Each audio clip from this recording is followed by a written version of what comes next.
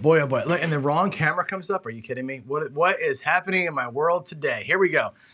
Good morning, everybody. Welcome to Coffee and Craps. It's John from Pro Craps. Wow, the power did not go out. Buckeye's asking me in text what happened. I screwed up again. I'm telling you, some of these days, it's like you can't get out of your own freaking way. And today's one of the days.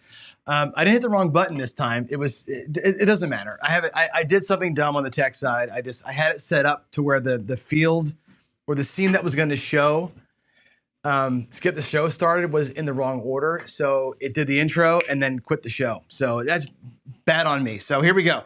I know I'm gonna try and talk slow, give folks time to come on in here, and we'll get it going here the right way. We're gonna start YOLOing and get too much scotch in the too much something, Louis. I don't know what I did wrong here, but here we go. Let's get our YOLO in for the day. So as you remember, last week in the YOLO, we lost, right? We lost we had 64 bucks. We hit it 3 times and lost once. Had to start over again on Friday. So Friday, 64 across turned into 78, like it ought to, right? Let's get back out there. Actually, 79. We had an extra buck. We won them for 65. Okay, there's our 64 that we had to get going with, right? We have 15 bucks extra. I'm going to go ahead and pump up the 6 and the 8 by $12 each. We're just going to go ahead and do a simple pineapple press style play here on the inside. So we're going to go to 18 on the 6 and 8. Rest of the box numbers are great. $10 each. We'll keep $3 in the rack for a good measure. And here we go. Here's our YOLO for today. One shot, one roll. Let's go. Walk up to the table, drop it out there, and let's see if our shooter can make us money on a consistent basis. There's a 6, 4, 10. I'm going to move it over here. There's a 6. There's the 4. All right. It's going to pay 18 bucks. Okay. And that's it. There's your $18 win. We can actually drop in 2 bucks, make it look like 20, like so. Right. And then we're going to do next time 20 bucks on the 5 and 9. That's how it's going to look next time. So there's our YOLO for today. We hit it. That's good. Tomorrow's YOLO a little higher. And there we have it. We got some money in the bank. Let's hope we can keep the YOLO going and keep the good streak happening here and make that thing look like something cool in a few weeks, right? 24 YOLOs at 64 across is about $5,000-6,000 bucks. Let's get it done. All right, here we go. Back to the regular program. Good morning. Oh my gosh, the lights are on. I'm going to press the button that turns the light out, and I'm not going to turn the show off. I swear to God, I'm not going to turn the show off. I tell you, I've been challenged in the garage. Same thing this morning. Hit the wrong button. I used my keyboard in the garage to type in the numbers for Crapsy, and or my tracker rather, and I hit the E. The E is the end show button, and I hit it when I was typing in the 3, so whatever, man. If it wasn't a shit show, you wouldn't love me, right? You wouldn't have nearly as much fun as you're having right now, making fun of me for being such a terrible host, right? Let's get that clock going there. The clock, for some reason, does not like to restart itself in the mornings. I'm not sure. I got to press the button to get it going. Here it is, 8:15. 8:15 on a Monday morning. Welcome back to the show. A lot of stuff going on. Of course, there's always things to talk about. This is going to be a controversial week. I can tell you that right now. It's going to be controversial. So let's get into it. Let's get into what we have to talk about first, and then I want to jump into where it's going to get weird. First of all, the Butterberg, right? We're doing good. Day 1 of the Butterberg, we won twice, actually. We won at the regular level, which was 250 don't, 330, 320 across minus the point. So far, so good, right? We made our paycheck relatively easily there. After the after show, we did it at the 750 across $500 don't level. A little clenchier at that level for sure. But we survived. We had a couple of bad outcomes early, and we fought back. The Butterberg, I think when you play it the way that I play it, which is, it's how do I say this right? It's different than what Dan does. Dan Tana plays it differently. I like drawing down each number by itself, but leaving it out there at the low level. That way, when you're left with are tiny bets, but you're left with the ability to kind of catch a roll, right? I like being left with the ability to catch a roll. That's the thing that the Butterberg gives me, the way that I play it. Also, you'll notice that first time when it rolled out, we knocked the point off, right? So we knocked off our don't. I don't go back in the don't on the Butterberg. I don't keep doing it again. Every shooter gets the don't pass and the across bet, and that's all they get It's a lot of money still. It's 250 and 330, right? It's you know, $600 out there. But that's all they get from me. So if they knock off my don't, congratulations. We'll play out the numbers. If they knock a quick 7 after that, chalk it up as a loss, move on. That's why $5,000 is there, right? You put $500 or so out there and hoping for the best. I think it works well that way if you're playing it with discipline, and it gives me a little bit of hedge early.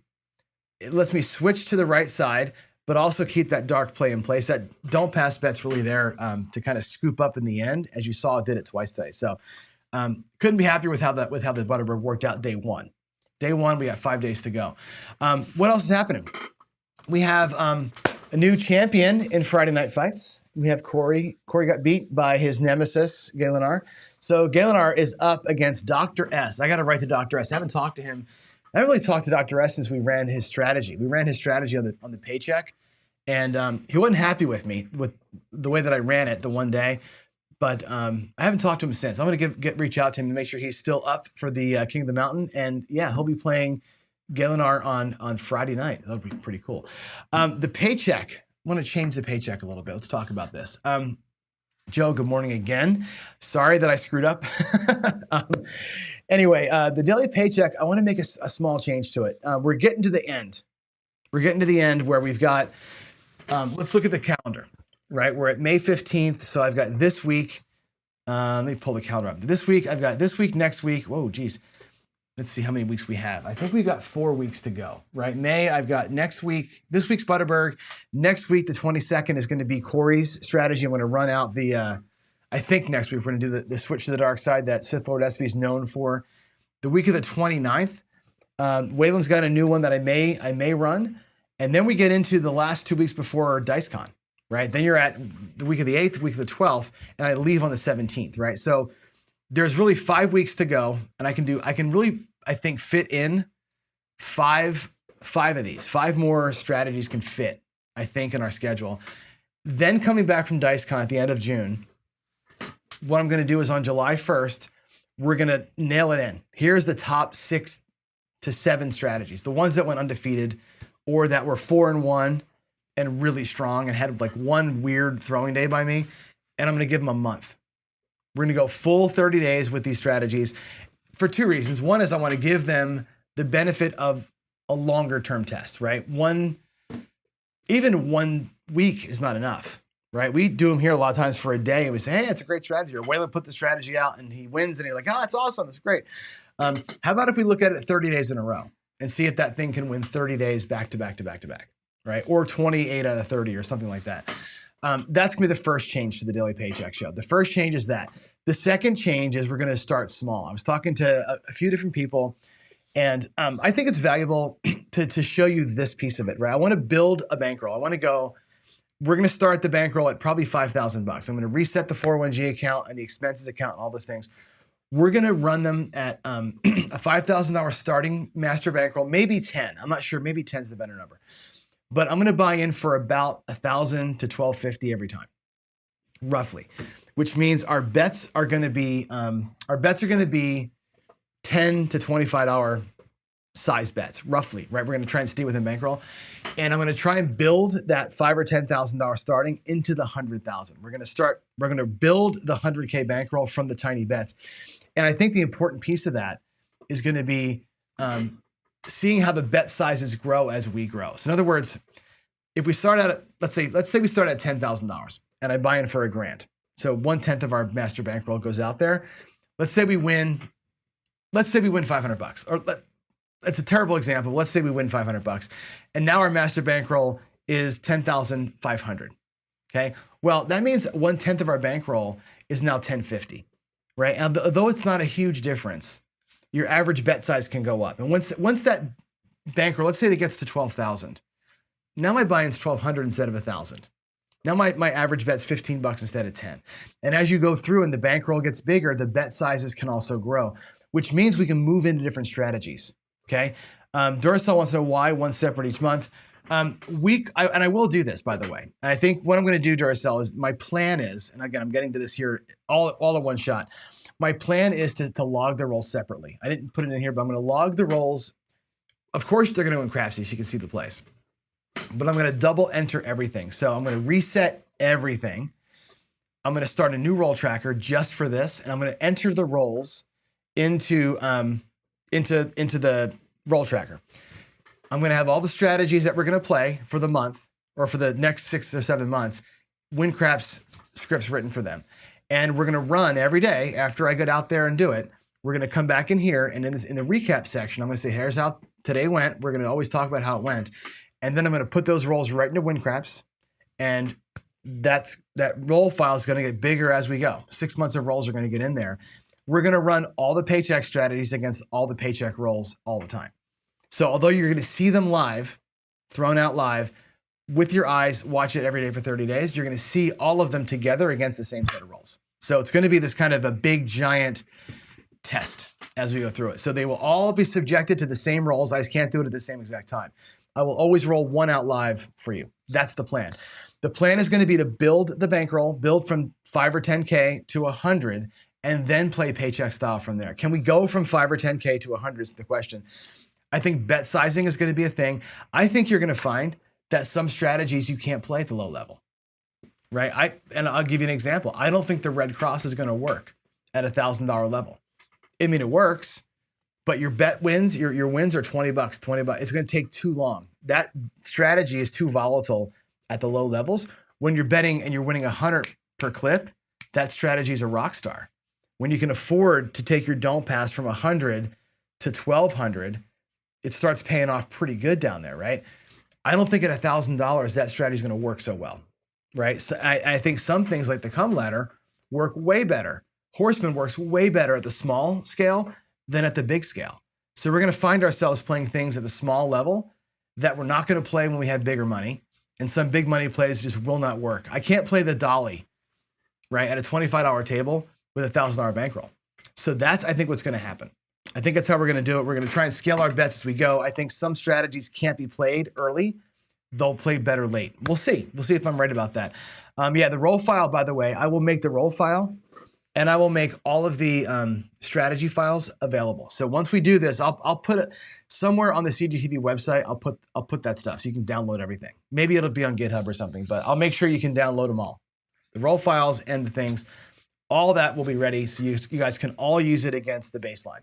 That's a really good call. And I think if I give those files out, the roll file and the bet files, and you can put your tweaks or your own strategies to it, we may find that out there in the wild with Duracell and Anthony and Alfredo and Waylon and others, there may be better ways to do this. We may find better strategies that work against those rolls, right? We'll see. I think the critical thing is going to be the Paycheck, right? You got to stop your win craps at $500 like I do. That's going to be the hardest part of it, or 10% win goal. So we'll get there, guys. That's how it's going to be. All right, there's the Paycheck changes. That's going to start on July 1st. Until then, status quo. We're going to work a strategy a week until then, work the same bankroll until then, and keep doing the envelope thing. So there's that. Team play. Get ready for team play. I think not this week because we're on our last week of the psychological plays. But we're going to get into team play starting next week. I'm going to start thinking about team play strategies. I'm going to do some team play stuff out here. I think we got some really good things that can work for that can work for team play. I think there's some really good complementary strategies. Not so much opposing ones, but complementary ones that I think can work. So I think we're going to have fun with teams.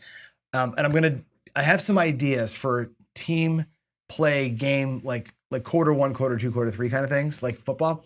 Where we change the rules as we go. So stay tuned for that next week. I've got some ideas for this, and we'll use this show to sort of play around with that stuff, if that makes sense. All right, there's your come out roll, everybody. What is next? Well, what is next is going to be this. Usually this section I use to make fun of somebody on Facebook, but I saw this post the other day. Guy said, "Oh, God, they're banning dice setting at my local casino." And people, of course, everybody's got an opinion, right, on this thing. And somebody said, "Where's your local?" He's like, "Laughlin." Like, whoa, wait a minute. I get it if like my Indian casinos are going to ban dice setting, but Laughlin seems like a pretty big thing. Like, I think 3 or 4 of the casinos in Laughlin have already banned it, and I think Harris is up next from all the reports that we're seeing, and it's been confirmed by a few people. So this is a concern for those of you who want to practice DI. Now, I don't think they're banning dice influence. Like, in other words, I don't think they're banning you from doing the backhand throw or my spinner. They aren't banning that, from what I can understand. And I've talked to dealers about it. I've talked, obviously, David, I've talked to Jason, I've talked to other people who are dealers live, who are current dealers about this. And not one of them says, they all, right, like my rant from last week, not one of them says that they believe that dice control is real. So the casinos aren't trying to ban dice control by any means. But the big but is setting takes too long.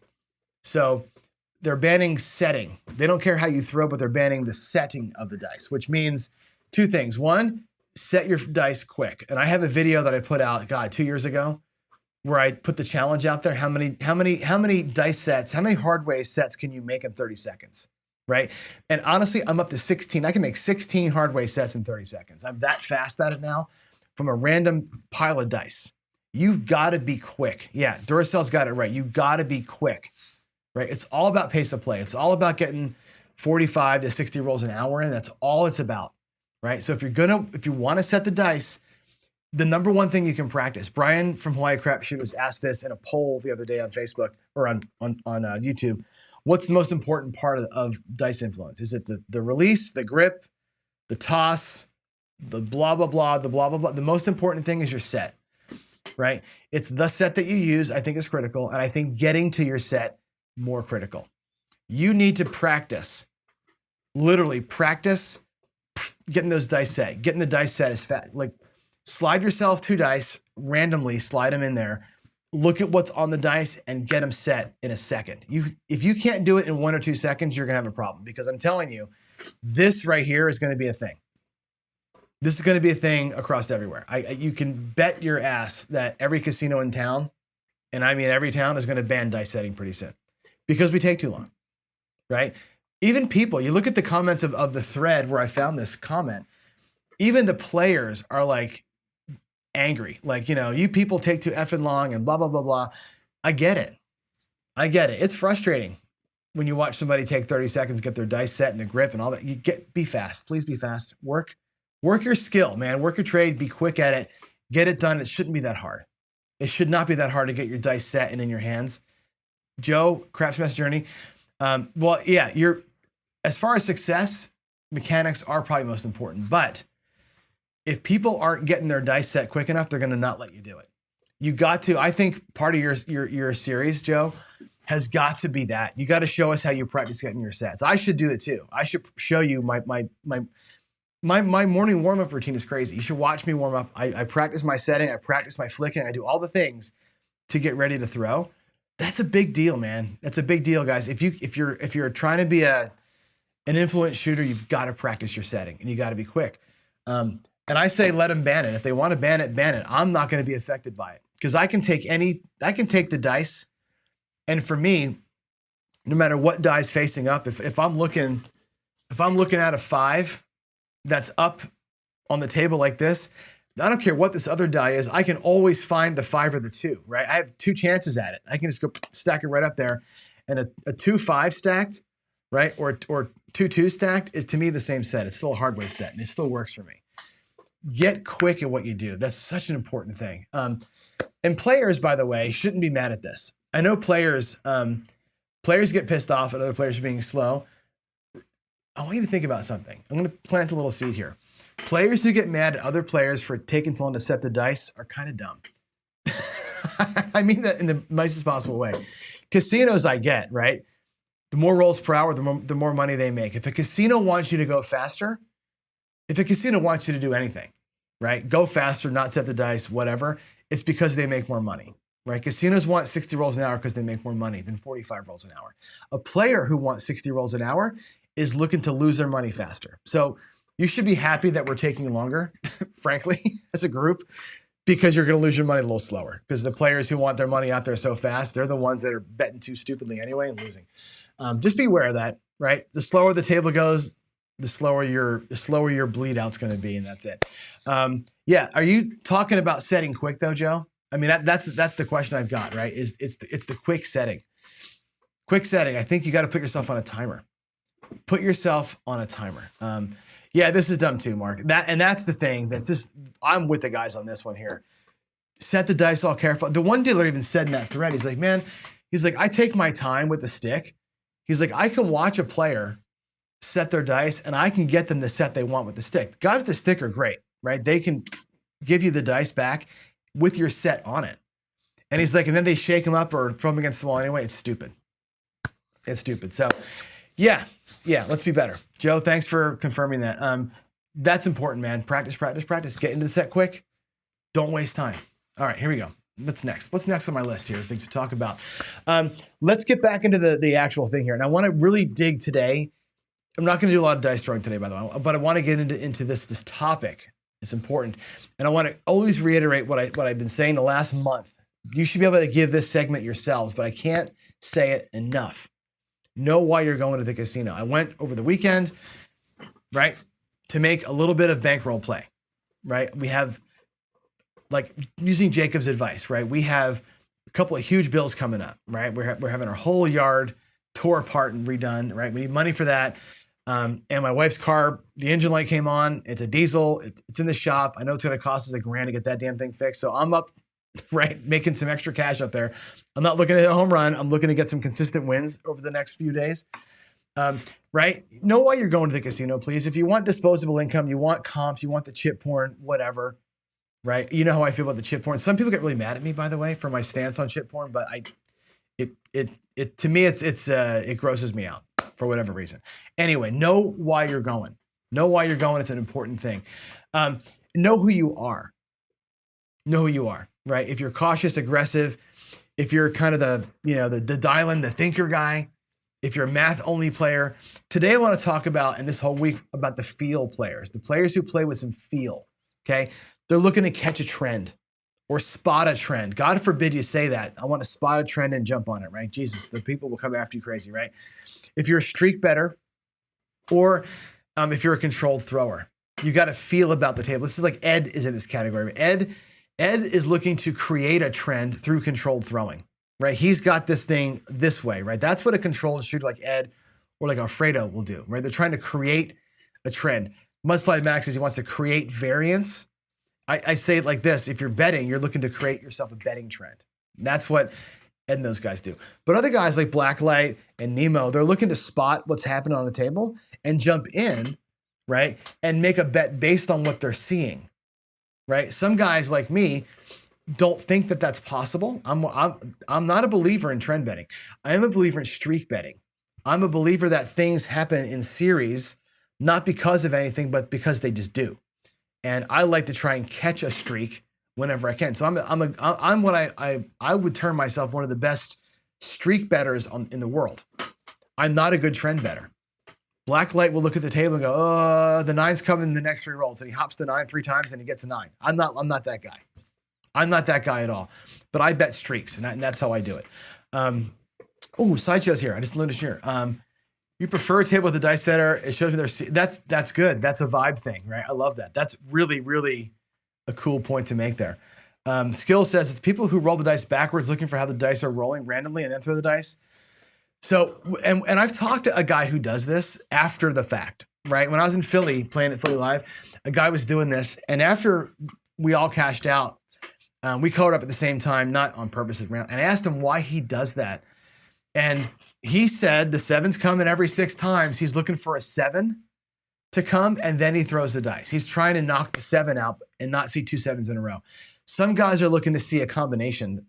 That's their good luck thing. It's superstition to me. Ultimately, that's superstition. It's interesting. All right, let's see. Watch. They're schooling they're teaching the dice not to roll a 7 or what. I don't get that. That's, again, this falls into the topic of the day perfectly, which is trending. They're schooling the dice. They're teaching the dice, get the dice into a trend, I think is what they're trying to do. And I don't really get how that works, okay? And again, reminder, if you're going to bet this way, you better have the bankroll to do this. If you're going to be a hot bettor or trying to jump on trends or do something like that, you better have the bankroll to do it because it's not cheap. Not catching a trend can be super expensive. So make sure that you have it or you're playing at the right levels to catch it. But here's the real question: are trends real, right? Can you roll the dice against the back wall and see 3 6s and say, okay, now I've seen 3 6s and now we're going to roll another 6, right? Is that what they're doing? I don't know what the hell they're doing. Teaching the dice not to roll or whatever. Is that a thing, right? Is it real, right? You see this, you see 5 or 10 fields in a row or 5 or 10 no fields in a row. Both of those are trends, right? We've all used the word, quote unquote, cold table. Table's cold. Somebody define a cold table to me, right? Somebody define a cold table. What is it? What does a choppy table mean? That's another Facebook word. What is it? What is a choppy table, right? You can define what happened, past tense, as cold. What has happened, past tense, as chop. What has happened, past tense, as a field trend. All those things can be defined in the rear view, right? Waylon is saying trends and streaks both happen, right? You can't stop it. The math always adds up, right? This is the thing, the math always does add up, right? You can have 5 fields in a row. You know, at some point you're going to have chop, and at some point you're going to have 5 rolls without a field. At the end of the day, you're going to have your 16 to 18 field hits. The math always works out, right? And here's the thing about why I say trends and streaks are so real. Let's take the fields as an example. You got whatever the 16 out of 32 ways to win in there, right? We know this. You're going to get the streaks where it happens a lot and where it happens not a lot. If it was every other time, right, there would be no variance. Variance is a real thing, right? The way that trends and streaks works is through a concept called variance. Variance is a mathematical proposition. It's a property of math. It's a thing. Variance is real. Trends and streaks happen in variance. So they are for sure real. The real question is, can you catch it, right? So are they real? For sure, right? Those things happen. Tables go cold. A lot of 7 outs early, right? Do you see a lot of horns in the come out? Sure, right? Is C horn Betterfield? Does it work? Sure, it works a lot of times, right? Do the dice give a shit? No. Can you train the dice against the back wall to make that happen? No, you can't do that, right? Is it all random? Yeah. And Ed, who's one of the best shooters on the planet, George, one of the best shooters on the planet, they will tell you it's random, right? You're trying to control elements of the randomness. You're trying to make a random result or a better result out of a smaller random subset as you're doing DI. That's what dice setting is all about. If you're setting yourself up for, okay, given the fact that it's going to be randomized by the back wall, let's reduce the possible combinations from 36 to 24. Let's have our result come out of the smaller set. That's what it's all about, right? But the dice don't know, right? Every roll is independent. So the guys who are like anti-trend or think that we're all nuts for trying some of this stuff, they will tell you dice have no memory. How many times have you seen in the chat? JR is one of the ones that, right? Dice have no memory, right? A lot of guys will say this. Dice have no memory. You're saying something, I just put your name up there. Dice have no memory, right? DGE is a huge believer in trending, right? Huge believer in, you're going to see, all these 4s, you're going to see a 7, right? Do the dice know that 4s rolled? No. Over the course of many mathematical trials, do you see the fact that 5 4s are followed by a 7 or 2? Absolutely, right?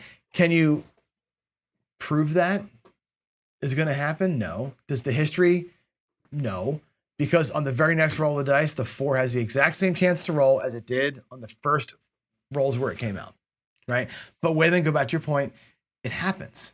These things happen. So what do you do, right? How do you get into a trend? How do you bet a trend? How do you bet a streak? Well, what I'm going to focus on this week, except for Thursday, and again, I've got to do a short little run here because we have our Monday morning thing that we do at 8:45 at work. But I want you to consider some of this stuff, okay? If dice had no memory, no pyramid would form. There you go. That's exactly right. 100%, Waylon. But I want you to think about this whole thing, right? We know that the dice have no memory. We know that this roll has nothing to do with the next roll. However, sometimes you see 3 7s in a row or 3 11s in a row or 9 horns in a row, whatever it is, right? How do you catch it? How do you bet that? I want to know, and you can put some ideas in chat here. I'd rather see your ideas coming to me over Discord, right? Or mail, john@procrafts.net. Or if you have my text me. How do you catch that? Some people look at it and say, and I know I've heard Waylon say it, 5s and 9s and horns run together, right? This and that run together. The 4s and the 11s run together, whatever you're saying, right? I've said it before too. How many times do you see a 7 out followed by a come out 7. It just happens. It just happens. Why does it happen? I don't know. 7 out means the dice go to shooter number 2. That guy there is cold, hasn't touched the dice yet. He throws. It's probably gonna be a 7. Happens all the time. Can you bet on that? Like, is that a thing? No, it's not a thing. The dice don't give a shit. Table doesn't care. But these things happen. How do you as a player change your betting style to capitalize on that? That's what I want to know, right? I want to know what you do. I'm a huge believer, as you know, in progression betting, right? I do tons of progression betting, right? I have many, many progressions that I fall into. Most of them involve low risk, super high reward, because I'm looking for, I'll sputter, and we'll hammer it when it comes out. I've done the white, red on the 6 and 8. We'll do that, I think, Wednesday this week. Again, pressing the numbers that come. That's the Ed way. If it's coming, bet it. If it's coming, bet it. That's a trend streak style of betting. Important stuff to do, right? Make sure you've got a plan. I want to know what your plans are. How do you guys bet the trends, right? I'm going to talk to Blacklight. I'm going to talk to VDC this week over emails, and I'm going to get some ideas from them on how they catch. What are they looking for on a small scale? But I want to know what you all think. What do you all think about the trend? Let's go. Let's see. You guys are talking about all sort of random stuff over here in the chat, which is good. So let me run through what's going to happen this week. We're going to talk about progressions, hot betting, power pressing, and pattern betting this week. That's going to be the 4 things I want to cover. Okay. The pattern betting is a VDC, Richard, and a Blacklight thing. I'm going to bring in the experts for that one if I can. Hot betting, the Hoppa, some foreplay betting that we've seen. I'll show you what some of those things look like. Those are ways to predictably catch what you think is going to come based on what just happened. Me, the progression guy, right? And more aggressive players like Ed jumping on a trend with power pressing. Looking at how dice influencers create trends, create streaks, and how they hammer the repeaters. White, red being a way to bet that. So there it is. That's a preview of what's coming this week from me. I'll look at the questions here real quick and see if there's any more PC questions or comments. No PCs. Wow. Okay. Any questions for me? Okay. Woody, this is going way back. If I lose my entire bankroll, how do I recover that if I always stop? This is the problem, right? Let me put my glasses on. I'm going to make sure I cover this right. This is the problem that we're going to uncover this problem. Okay. I think Dice DGen did this once. I put a 10% challenge out a while back. I said, bring $100 to the casino, win $10, right? He did it, I think he did it 27 days in a row that he won $10. 3 days he lost the 100, which means he's down $30, right? That's the problem when you do this. When you're playing paycheck style plays, the losses are enormous, right? It's $1,000 loss versus a $100 win. That's why I think days like today, and I think filling the envelopes the right way is important. So let's say you win 15%. I go with 1,000, I win 150. Okay, $100 goes back in, right? Or the 1,000 goes back in. I take the $100. I divide it amongst my different envelopes, whether it's gonna be travel, whatever it's gonna be. The extra $50, I can put that back up into the main account, right? The excess wins over your paycheck, stuff the main account, because there's going to be days where you're going to lose extra, right? Take the Butterberg, for example, today. Excuse me. Today's Butterberg. Let's pretend we'd won. Let's pretend that 517 that I won early, right? Let's say that I'd won the 517 and we still had money out there, right? Which we did. At one point we had money out there, right? Let's say the shooter goes off for 20 more rolls, which happens all the time, right? Let's say we get a nice 25, 30 roller from a shooter. We won our paycheck plus the $800. Well, that $800 has to go into the main account, right? That's how you recover it. Some strategies are 500 and walk. Some strategies are 500 and stash and keep playing, right? And I tell Ken this all the time. Any excess that I get on a run, I like to put that back out there again, because you're going to need to have some home runs once in a while to get it. You're going to have a home run every so often to recover. That, Woody, is the only way to do it, right? You're going to have to not always be 500 and out. You're going to have a couple $800 $1,000 days and use that excess to pre-stuff or restuff that main account. It's a critical piece of this, I think, to do it.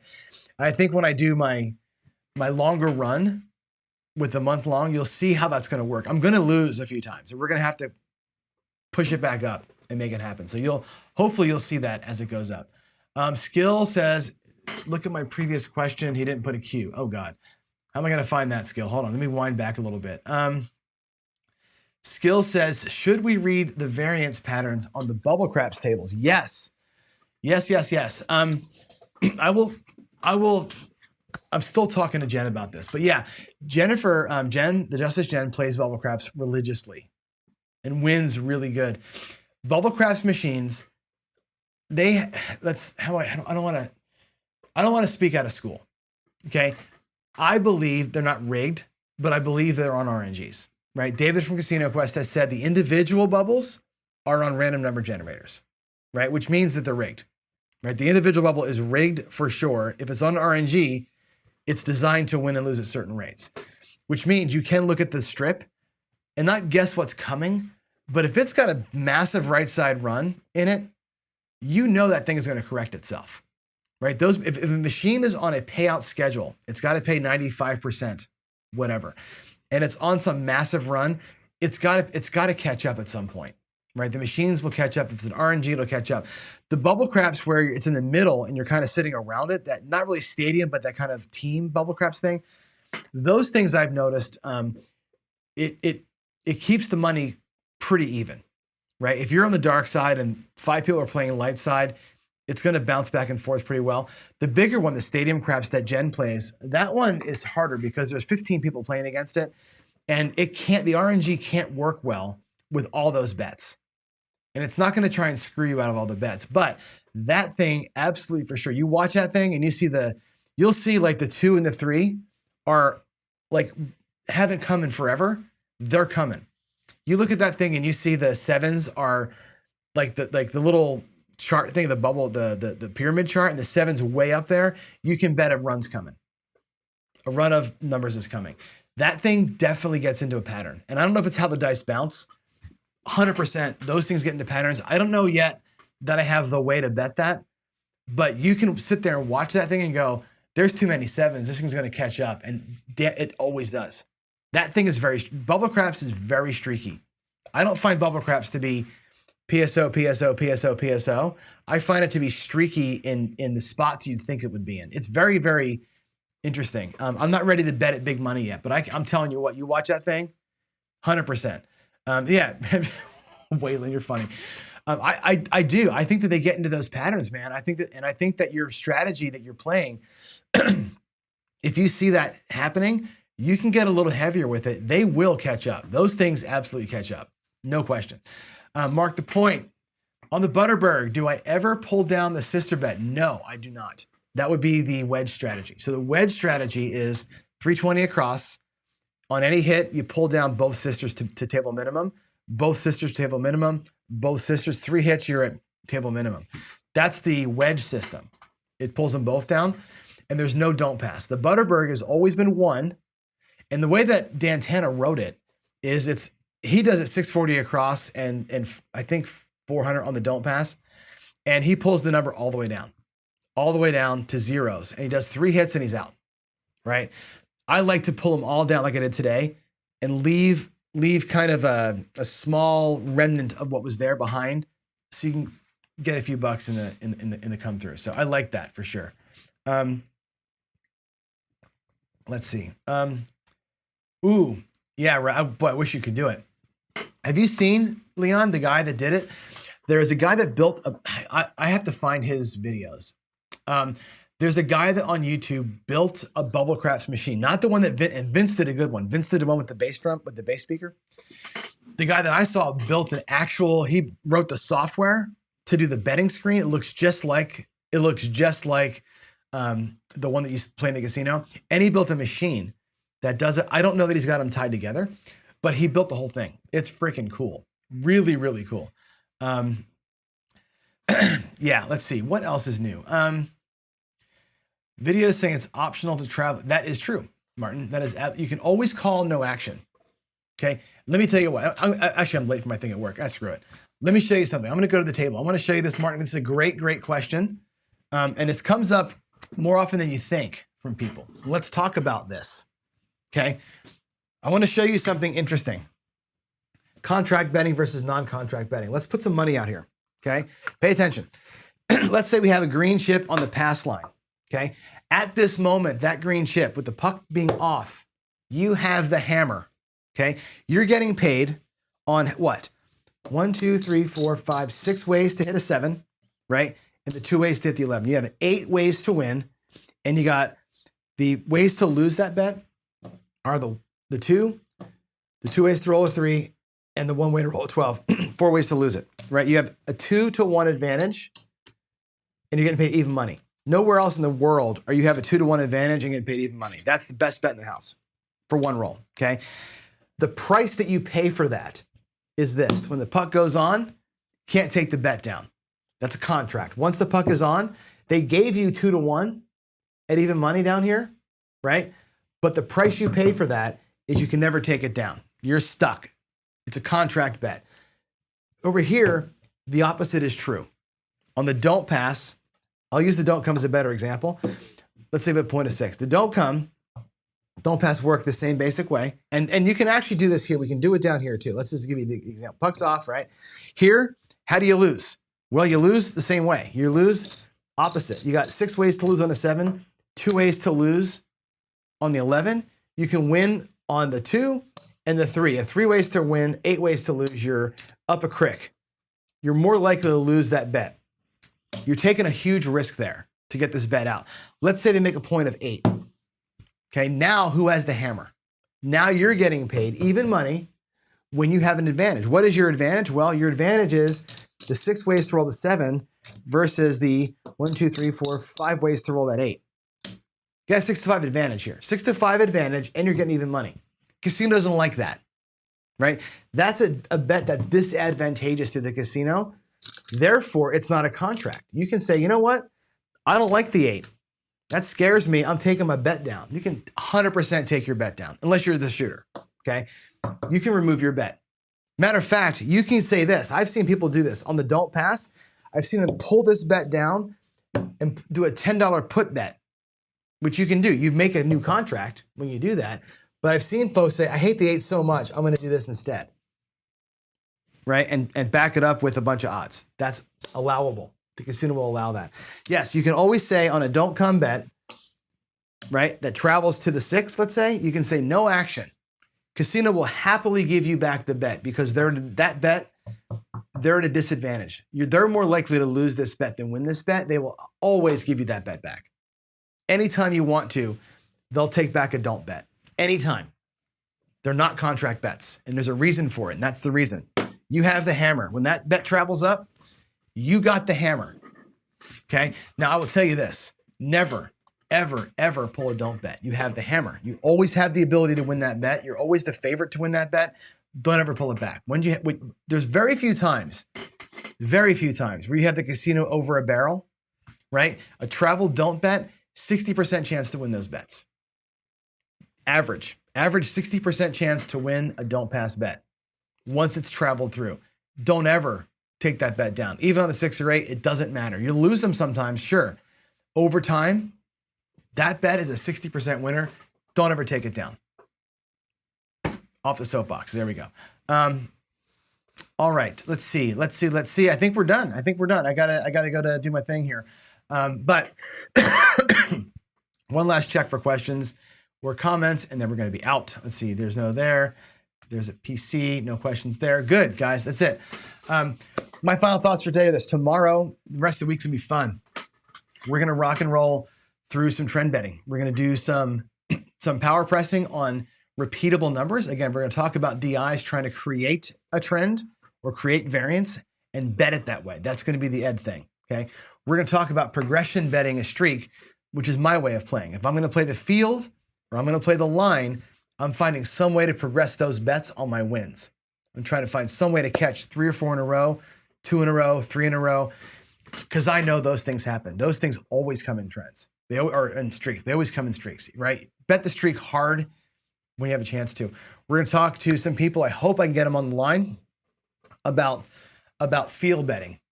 Feel, F-E-E-L, about looking at what happened and seeing if what happened is a predictor of what's going to happen. People who do pattern matching. That'll be interesting too. So there it is. That's our week coming up.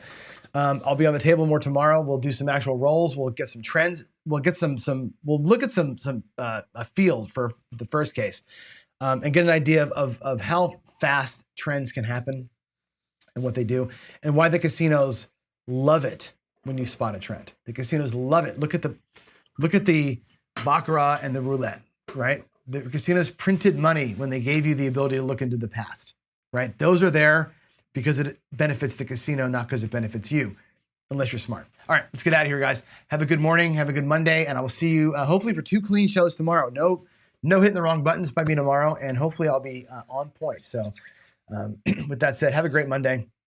I'll see you in the next one. God bless everybody. See ya.